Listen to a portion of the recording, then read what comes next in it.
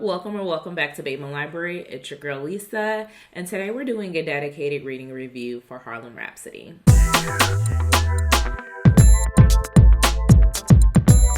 Harlem Rhapsody is a historical fiction set in the Harlem Renaissance era. Now, the interesting thing about this is it's only historical fiction in the context that we don't know if everything that happened in this book really went down in the order of the sequence and if these conversations were had. But one interesting thing about this is the author, Victoria Christopher Murray, really did her research and really was able to bring the individuals that we know today to life in this particular book. Now, this features Jessie Fawcett, who is what I would consider an American unsung hero. Jessie was the catalyst for a lot of the prolific writers that we know and idolize today. So people like Langston Hughes, Zora Neale Hurston, Countee Cullen, even her relationship with W.E.B. Du Bois is all depicted in Harlem Rhapsody. And so before getting into the details of the story, I did get a chance to attend the book tour for Harlem Rhapsody when it came to my city. And Victoria was really selling us on why she felt compelled to write this story, what lengths she went to do her research, and then also some interesting historical facts that many people may not know. So I'm going to go ahead and first jump over to a clip of her talking about what compelled her to write this before we dive into my thoughts on the story and what I found interesting. I was inspired because I'm always inspired to write. I'm a writer, and I have developed this relationship with food and shelter, and so I only get paid. I only get paid when I turn in a book, so I'm very inspired. So I don't know if the word is inspired. There was something about Jessie because for 30 years, 28 years I've been writing. I started when I was 3, and I've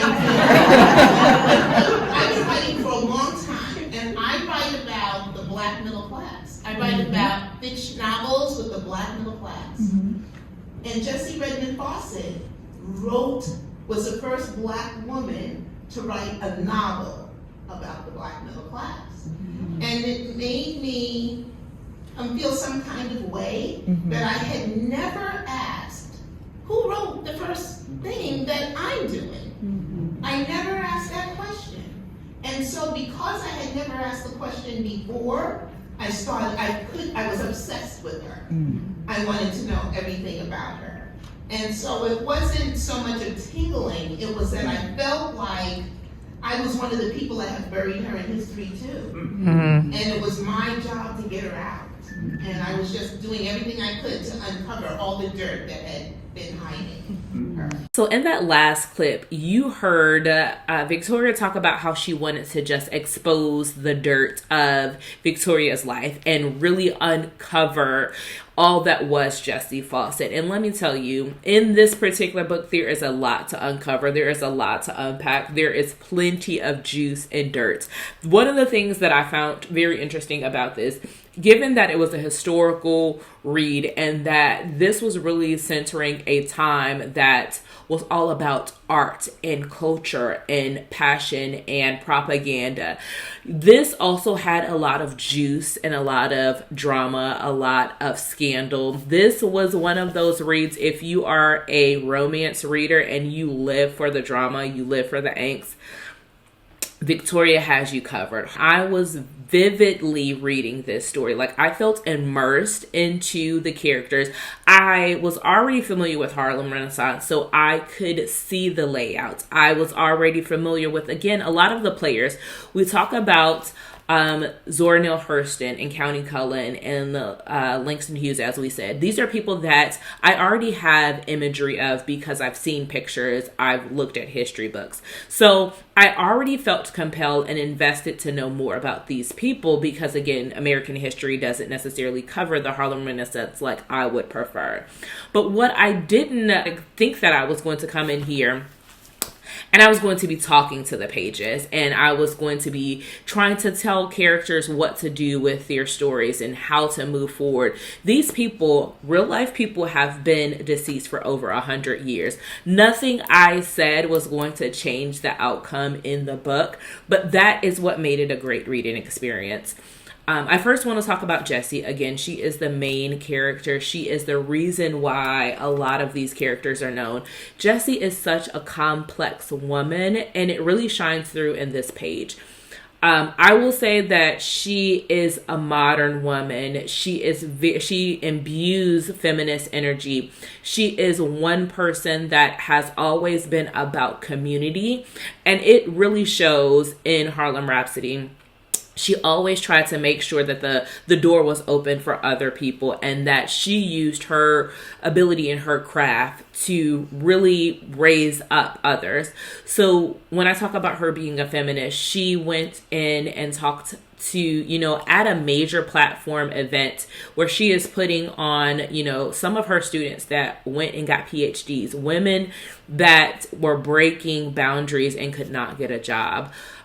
She talks about, making sure to spotlight these young writers who are so talented in their craft and they just don't have that exposure. And while she did all of these amazing things, she was human, and she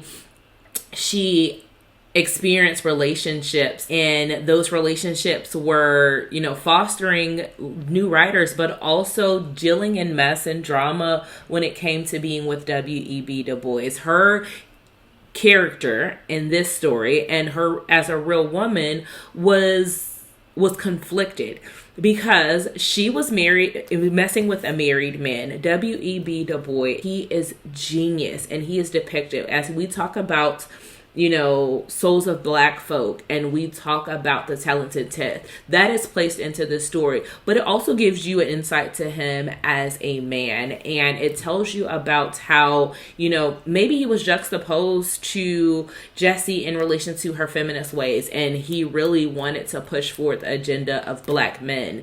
This has a lot of discourse about education, which I find very interesting in today's time.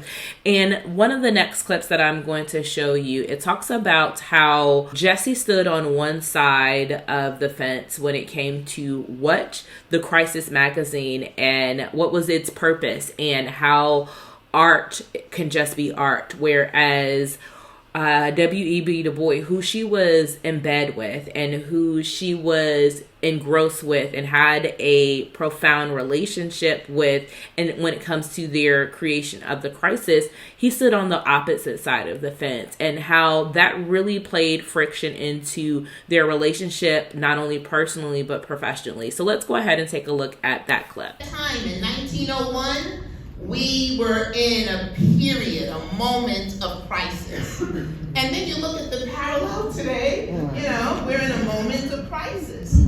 And so he believed, though, and this was a fascinating part of the story and the arguments that they have, W.E.B. didn't want to publish anything that wasn't propaganda.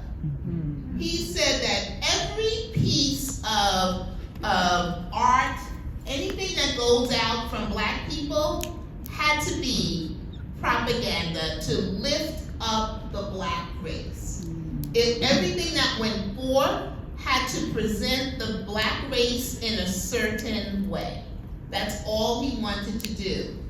Jessie agreed, but she felt that artists needed to have their own voice, that you can't tell an artist what to write. And you needed to let artists tell the truth of their stories, the truth of their lives. And that's where she wanted art to be used as activism, as a way to fight for equal rights, as a way to display what was going on. All in all, I really enjoyed Harlem Rhapsody. I would tell you to pick up the audiobook in tandem with reading it physically, because the audiobook provides that additional element. I read this in tandem because I wanted to feel pulled into the storyline, be a part of Harlem. You get to hear the narrator sing some of the songs as if you were in the room listening to Mamie Smith, or being able to hear the dialect that was spoken during the Harlem Renaissance time. So it really just became a fully immersive read for me to listen to the audiobook while I was reading it.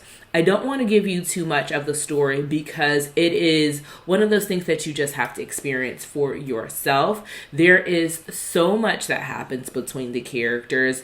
You get to see a lot of relationships being built and formed, but also ones that are being torn under.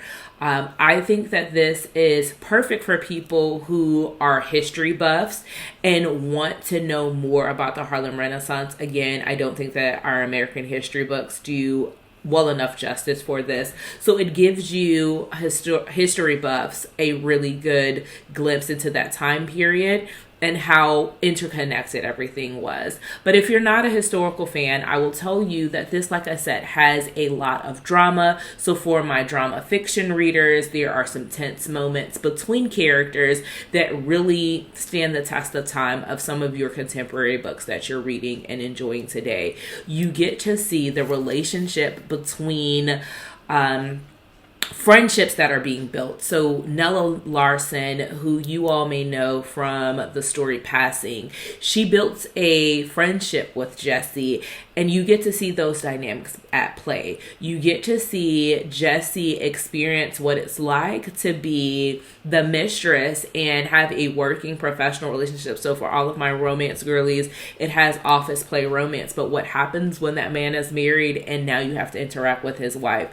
So it is a little bit of something for everyone, but I will tell you, ultimately, this book deserves to be spotlight and showcased, and I think Victoria did a fantastic job. So I'm going to end this clip here and telling you I highly recommend this book. And I just think that Victoria is an amazing, nice author. You get to see that she has a lot of humor, and that's reflected in this story. But also we'll end the clip with me getting a chance to meet her and thanking her for coming to St. Louis. That being said, leave me a pen emoji, leave me a writing utensil or paper.